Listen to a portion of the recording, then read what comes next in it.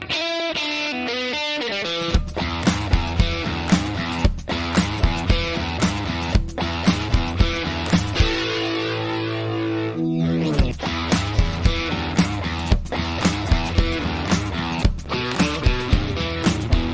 is the Fantasy Roadshow. What's going on? Welcome into another episode of the Fantasy Roadshow. We are your hosts. You can call me Truck. I'm joined as always by Kulz and Shane O'Mac. You can find us on Twitter at fantasy_trucker, at Kulz_sports, at smccormick_ff. While you're at it, please follow the show at Fantasy Roadshow. We are live on all platforms, TikTok, Instagram, YouTube, you name it, we're there. Go check us out. And this episode is brought to you by Rule One Proteins. Go to www.rule1proteins.com. Enter promo code ROADIES40 at checkout to get 40% off. That's ROADIES40 for 40% off. Boys, how we doing? What's going on, Shane? I'm doing good, I just want to, I'm not even going to talk about me. I want to know, I need the full Kulz update on the fast. I need to know where we're at as of Tuesday, 7/23, state of mind, attitude, motivation, all of it. Yeah, let the roadies know because they might not be aware of what you had going on. Yeah, I did a 3-day fast. I like to do those once a quarter about. So yeah, I broke my fast at 3 p.m. It was 72 hours. Ooh. So my first reintroduction to food was a chicken bone broth. So heat that up, drink it, let the stomach like get used to digesting something again. And then I had 4 eggs, half an avocado, handful of spinach, and a handful of diced onions. So I made kind of like a little egg dish. And then just had dinner, which was chicken, broccoli, sweet potato. Nice. How do you feel? I feel really good. I'm still like getting used to or like having all that food sink in, but yeah, I feel good. Clear head. I mean, it's like for me, it's like something that I like to do when I start a new diet and I'm going to go on like a whole foods diet. So pretty much eating meat, vegetables, a little bit of fruit, and some whole grain. But just like keep it super clean for the next couple of months. So yeah, I mean, the more that I fuel myself with that, I just feel so much better, so much natural energy. I haven't had caffeine since I went on the fast. Yeah, just a health thing I do. Nice. So that's the Whole Foods diet. It's not going to Whole Foods and eating whatever free samples they have. That's it. Okay. That's confused. Okay. Yeah, no, like whole I asked him about that too. Like whole nutrient dense foods. So no breads and sugars and processed food, that kind of shit. Yeah. All right. Well, I'm glad you're feeling great. And I wish I could do that as well, but it's hard for me to go the whole day without food. So, you know, we'll see if I can do that in the near future. But we are here today talking way too early 2024 running back rankings. We're going to be going through our top 24, talking discrepancies.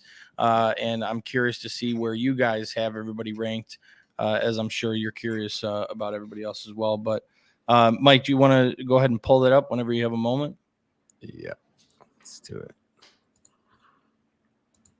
How about those games this past weekend, huh? Well, wild stuff. Shane, what do you think about the Cowboys? We can just get right into running back. We don't need to talk about. You don't want to talk about the Cowboys losing to the Packers like that. No, I don't think you can call that losing. That yeah, was you just got your completely stomped by the Packers. Yeah. We'll talk more about that at the end of the episode. Then we'll kind of go through some current events and stuff. But yeah, so as you see on these rankings, everybody has Christian McCaffrey at 1, and that's going to be the way it is probably during draft season later on in June, July, August, and rightfully so. The guy's an absolute animal. There's really not much you really need to say about that. And I see Kulz is already rearranging some stuff. Yeah, that'll happen throughout the episode. Okay. throughout the episode, we're making adjustments. It's all right. All right. Well, I'll go ahead and start. And what I'm seeing on this, we have CMC and Breece Hall. Me and Kulz have the same right there. But Shane, you have Kyren over Breece Hall. Any reason why you have those two switched? I thought Breece Hall would be a unanimous number 2. I think the only concern I had was if it ended up being a situation similar to this year when it's maybe not Aaron Rodgers and the QB situation is a disaster, and maybe that's hard for him to overcome again. But I didn't slide it down that far. Kyren, I just love the usage. Like he was in on I think such a high percentage of running back opportunities, especially that second half of the season. Yeah, I completely agree with you. Kyren Williams has had a breakout season this year, just completely dominant. And I think he deserves to be in the top 5. But Kulz, you have him outside your top 5. Any reason as to why? Yeah, I just think all those guys are better than him, more talented. Yeah, so Bijan, Jonathan Taylor, Saquon, Jahmyr Gibbs. Yep. Yeah, all of them are. I mean, it depends where Saquon lands, right? I think if he's on the Texans, he has an outstanding year, and I probably bump him over Taylor. Jahmyr Gibbs has proven to be awesome. I think his role expands next year. I like Kyren a lot. If he's going top 3, top 4 running backs, there's no way I'll be drafting him. Yeah. I'll definitely have a lot of teams with Breece Hall and Bijan. I don't know that Bijan will be. Do you think he's going to be a first rounder this next year? I don't think so. I think with think what happened this season, the people that did draft him, or you just saw what happened. I know there's going to be a coaching change, and that's kind of why I have him at 3 because I think the talent wins out. But I think it's going to deter a lot of people away from drafting him in the first round. Shane, what do you think? Yeah, I think so. Also, it's they're just going to remember that. How frustrating it was throughout the year, and you'll still have Algier there. Now, hopefully it's a coach that doesn't come in and do what, Arthur Smith did. But yeah, I think I think you'll see other guys bump up ahead of him. Yeah, I agree. But someone we talked about already was Saquon Barkley. Mike has him at 5. I have him at 6. Shane, you have him all the way down at 10. Is that specifically for the reason that he is a free agent and his landing spot is undetermined, or what was your reason there? Yeah, it's a couple. Landing spot. Will he, wherever he goes, is he as dominant of touches as he's been getting as the only sole weapon in the Giants offense?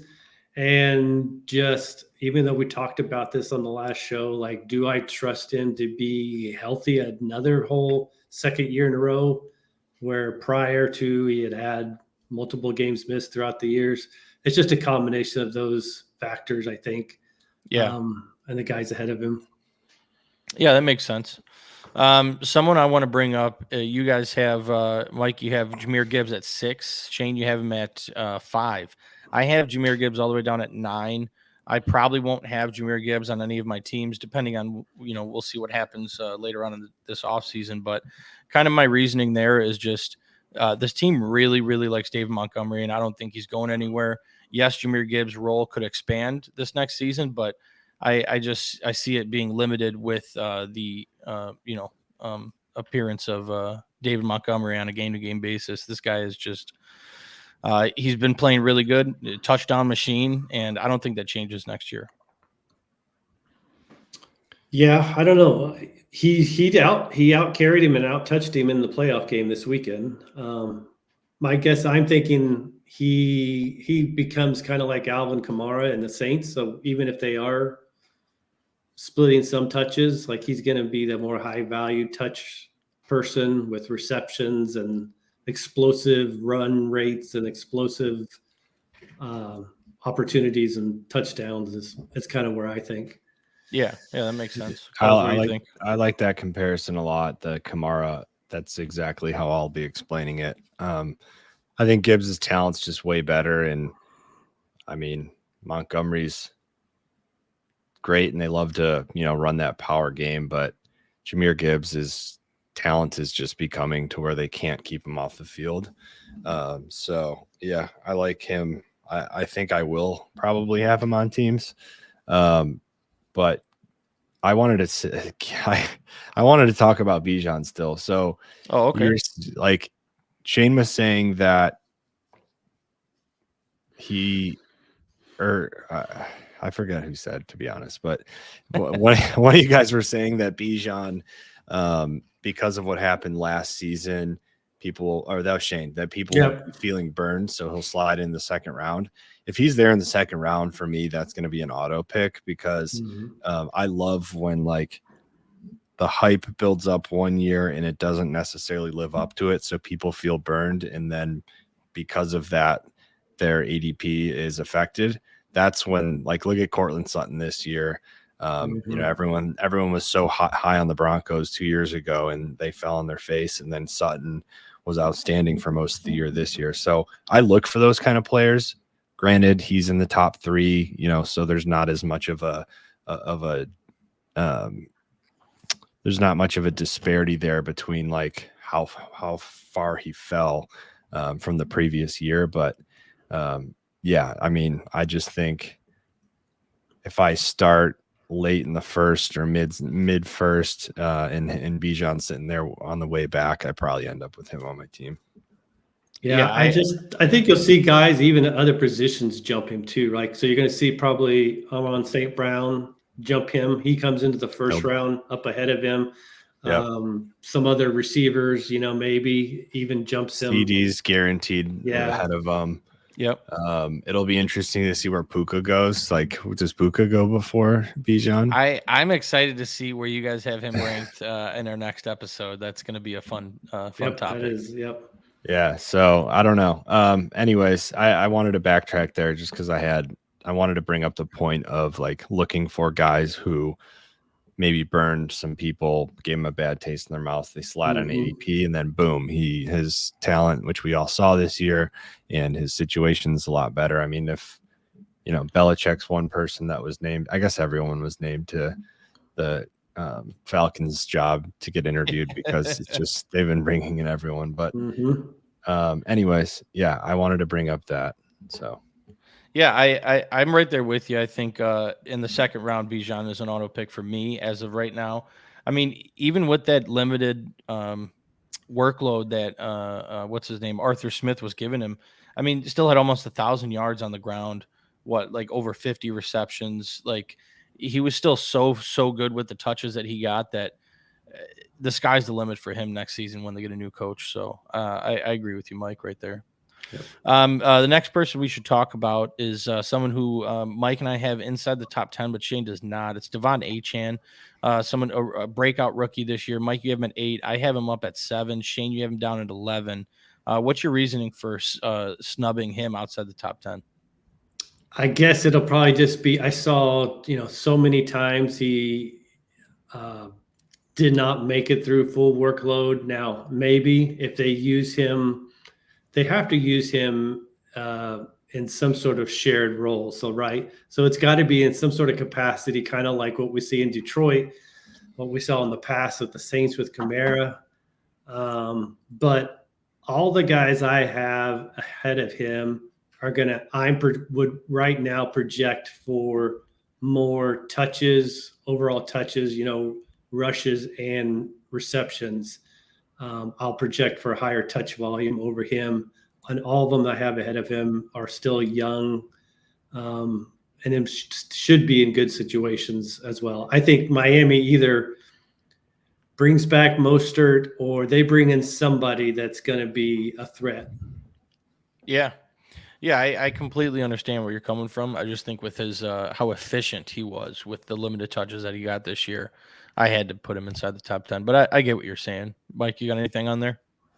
Yeah, I think Mostert's 32. So, I don't know. That I agree with you. I think Achane, that role looks expands. Great. Yeah, I think the role expands. So I regardless, like if Mostert's there, and he's not going to be the main guy, I don't think. So like again, I have a very similar thought process of Gibbs and Achane, is that their talent will win out.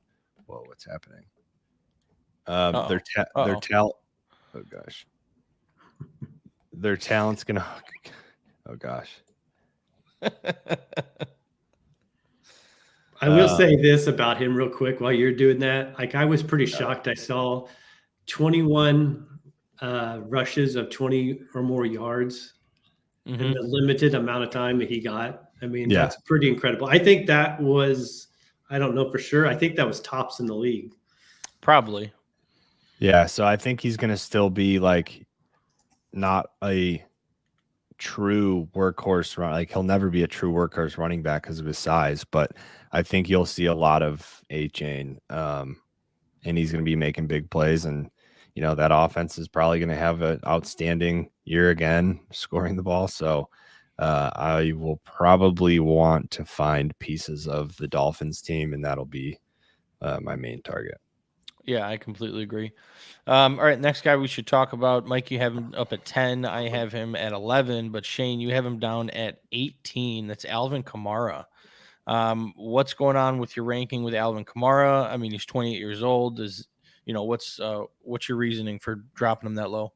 So yeah, that's a little bit is that age 28. I think we saw a little bit of that rushing production take a dip this year. He racked up a lot of good fantasy points on high volume, short dump off passes. Now maybe that continues. But I see somebody else coming in there. I think Jahmyr Williams is no longer on that team. That was a waste. Is it somebody like a Joe Mixon or something like that, or Derrick Henry that comes in there to help share that load? Is kind of me projecting at this point. If it's just purely Alvin Kamara and Kendre Miller, then I'm going to be bumping up Alvin Kamara later on in the ranks. Okay. Yeah, that makes sense. I mean, he only played 13 games. He finished as the RB11, which is pretty impressive. He had 75 receptions. He was on pace for almost 100 receptions this year, which would have shattered his record of 83. So I still think Alvin Kamara is elite. That's why I have him right outside the top 10. And personally, I do believe that they don't bring anyone else in. It's going to be Kendre Miller and Alvin Kamara next year. So that's kind of why I have him up that high, but I get what you're saying. Yeah, I have him at 10. I don't know that he'll stay there. I bet you come draft season, he'll be outside of my top 10 because of some of the concerns that Shane mentioned. But for right now, like, he came in and was, I don't think I'm going to like the Saints next year. Like, you keep Dennis Allen.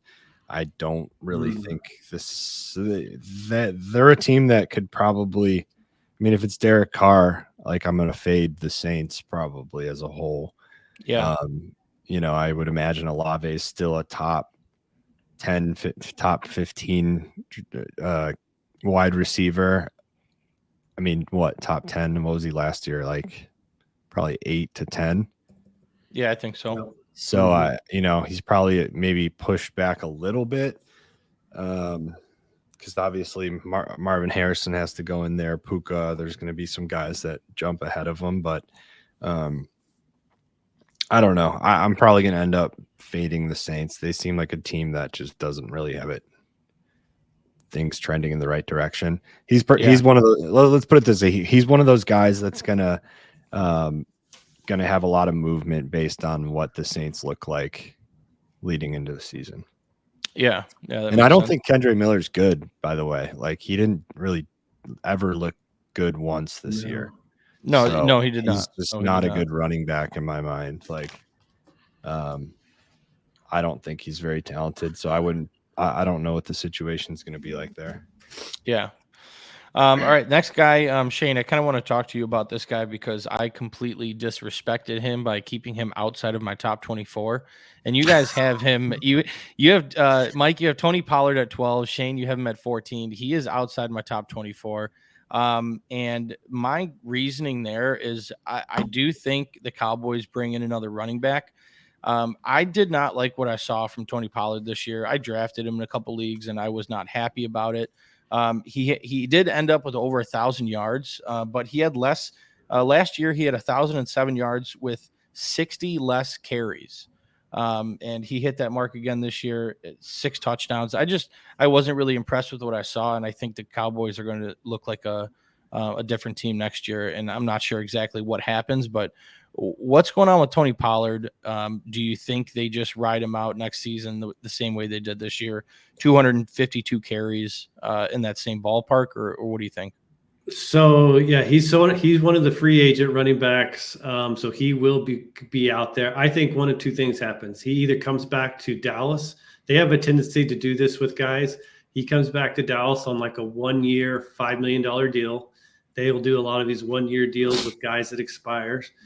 Or he's going to move on and kind of go to a team where he has that role, maybe where he had last year with Zeke, where maybe it's 60-40 and you see his efficiency go up and his explosive play goes up because he's not being shouldered with the load. So whether that's going on and he is in some sort of shared role with the Eagles who move on from Swift, or the Chargers who move on from Austin Ekeler, it's going to be one of those two scenarios, I think. So he either comes back to Dallas and takes on 70% of the carries, or he goes to someplace else and kind of has this 60-40 split. Were you just using that $5 million number as just like throwing a number out there?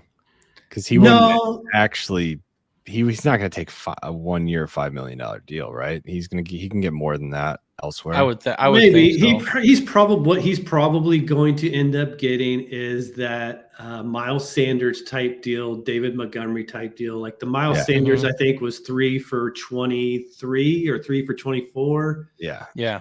He probably gets that, but yeah, I was going to say he's going to get that somewhere. I mean, even if it's like somewhere like the Cardinals where James Conner's getting older and they need more weapons to support Kyler, a quicker running back to support Kyler. Yeah. I was just throwing the Cardinals out there. Don't take that for any worth, but you know what I mean? Yeah. Someone will pay him. He's still looked good to me. He's just not a, workhorse type back. You could put him in the same bucket for me as like Achane, Gibbs. I just don't know that they're going to be every down backs, but they're so explosive that there's going to be value there. And again, depending on his situation, he could fall out of the top 15 for me. I already moved him behind James Cook and Javonte Williams as we were talking. So, yeah.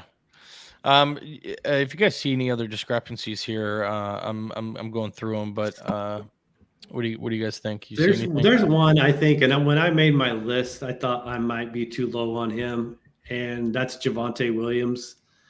I like his talent. I may just be discrediting the quarterback situation, not knowing what that looks like too much, what that is going to be, if it's somebody they bring in or if it's status quo. Not going to be Russell Wilson, but I do like his talent a lot. So that may be somebody I have too low. Yeah, I agree that that's going to be just like how I was talking about the Saints. This is a team that everyone, you're Sutton, you're Javonte. I mean, I wouldn't touch Judy, but those two guys are guys that I would consider drafting based on their talent. Yeah. And depending on what the situation looks like going into the season will determine that. So I don't know. Like if it's Kirk Cousins there, who knows what ends up happening. So, yeah. And then the other one I'm going to ask you both about, how do you guys have Nick Chubb in your top 24 does he even back for the first half of the season? Honestly, I didn't have him in my top, or I did have him there. I wasn't sure what his situation is and how quickly he could be back. So, he's someone that, again, might not even play. So. Yeah, for me, I don't know any update on his injury, on his timetable. I would imagine with how early he got injured that he should be ready pretty early on in the season, but I'm just speculating at that point. So if he is, that's kind of where I have him, kind of right outside the top 20. I think he's just a really talented running back. We've seen him be elite year after year, leading the league in rushing yards. And I just don't think this injury really stops him from getting back to that standpoint. So that's kind of why I have him still inside my top 24. That'll be one in the off season. I'd love to get some Dr. Jesse Morse opinions on it. I thought that was like 4 ligaments damage, not, wasn't just one part of it. It was bad. It was really, really bad. So I get what you're saying. There's a lot of speculation around it. You just it's hard to have an idea of what that looks like next year. Well, I just deleted him, but I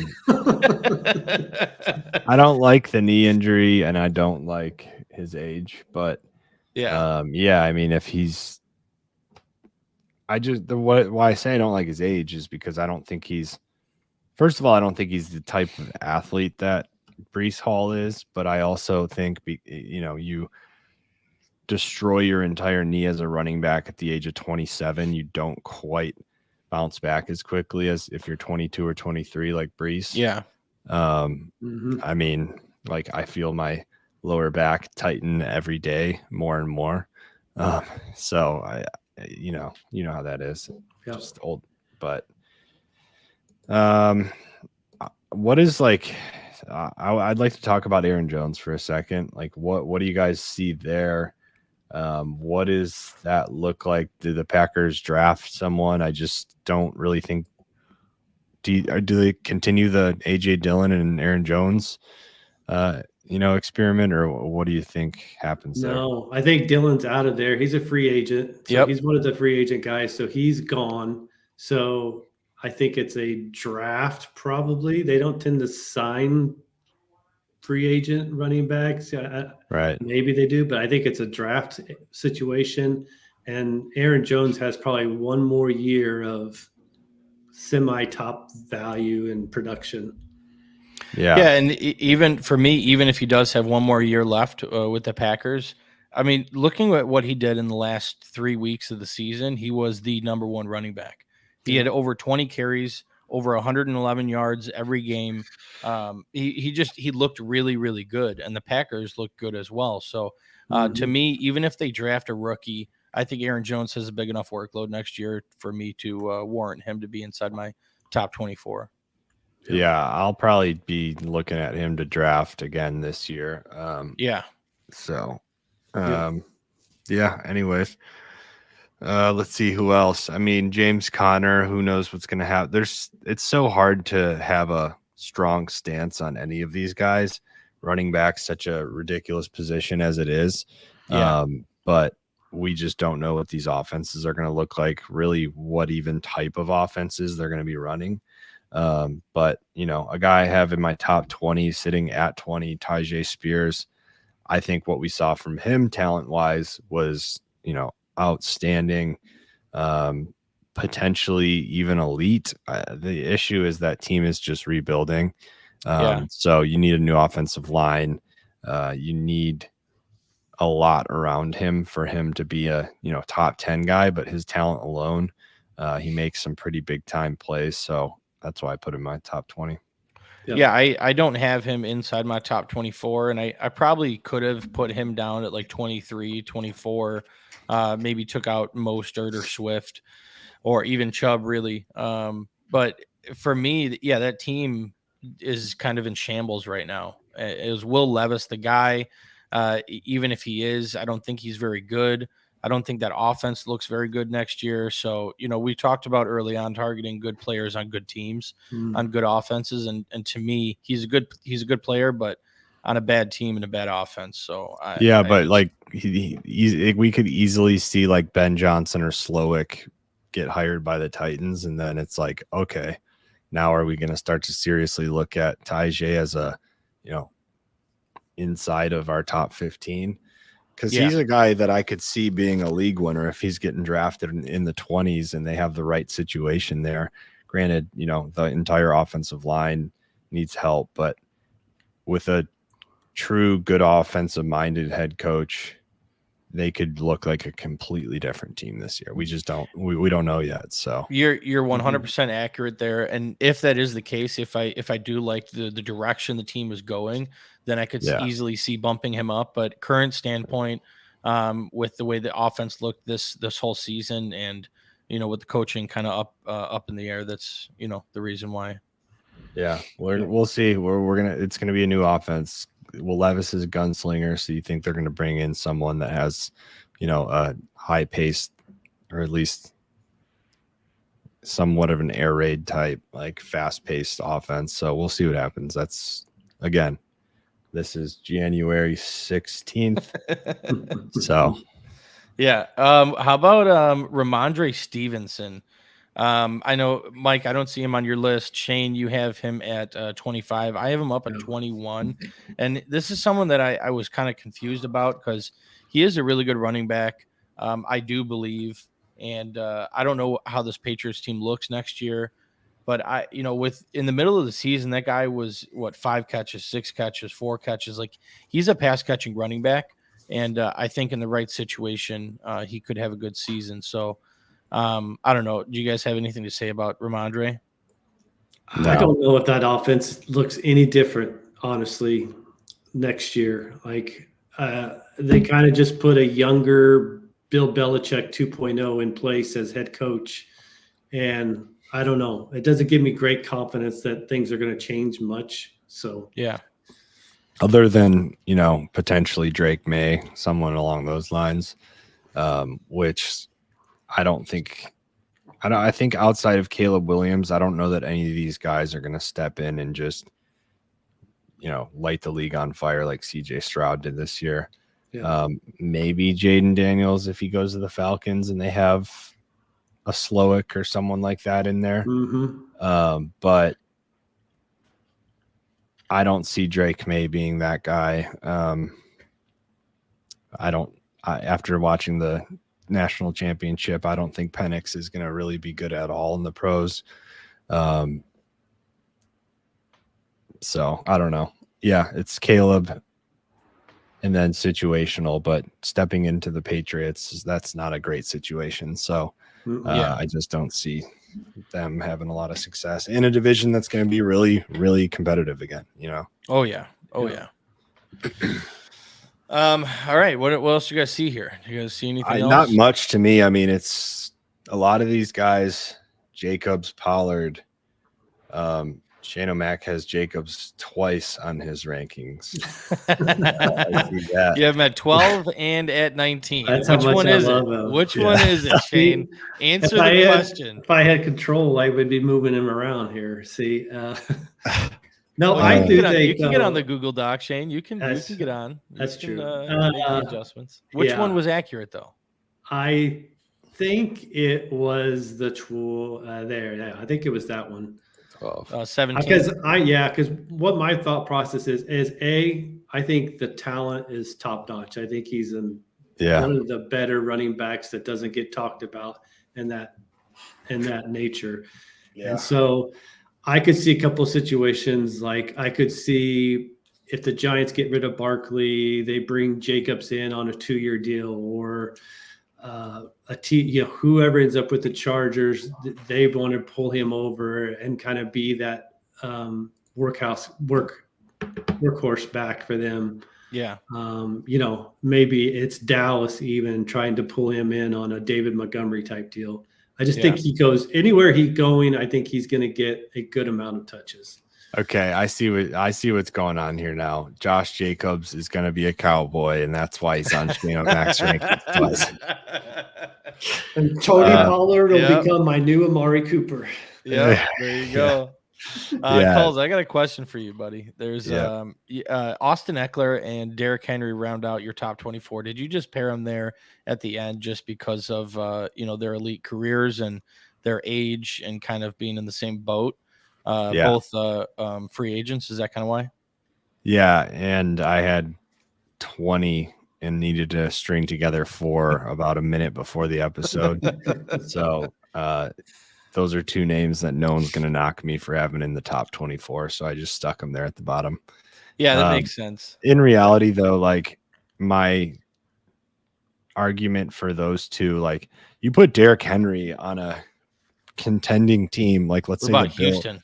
Say the Bills, like look at like Derrick Henry as that like Latavius Murray power back role. he would have a million touchdowns. Not that I think he would go there, but you put him on.